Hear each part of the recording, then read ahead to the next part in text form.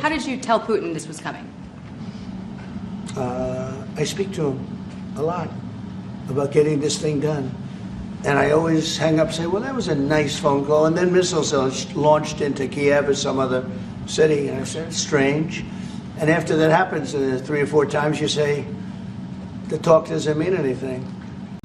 My conversations with him are always very pleasant. I say, isn't that a very lovely conversation? And then the missiles go off that night. I go home, I tell the First Lady, and I spoke to Vladimir today. We had a wonderful conversation. She said, oh, really? Another city was just hit. So it's like, look, he's, I don't want to say he's an assassin, but he's a tough guy. It's been proven over the years. He's fooled a lot of people. He fooled Bush. He fooled a lot of people. He fooled Clinton, Bush, Obama, Biden. He didn't fool me.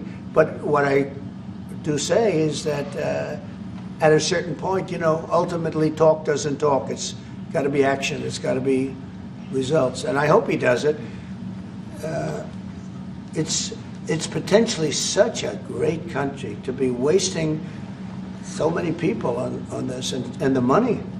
And look at what's happened to his economy. Look at what's happened. So, and with the threat in 50 days, yeah, the economy will be hit very hard. I mean, look, I hope he's going to do it. He knows the deal. He knows what a fair deal is. If there is such a thing as a fair deal, there's no winners here. This is a loser. This is a loser. And I dealt with him from the beginning, and it wouldn't have happened, but I will say Ukraine was the apple of his eye. We talk about it. It was the apple of his eye, but it wasn't going to happen. And he understood that. It wasn't going to happen. And then I noticed, after I was out, I noticed soldiers forming at the border. Yep.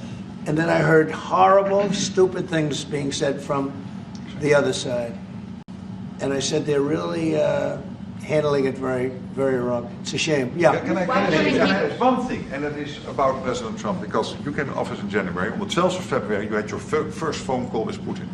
I think you did exactly what I hope you would do, that is breaking the deadlock, starting the conversation, because you have to test him.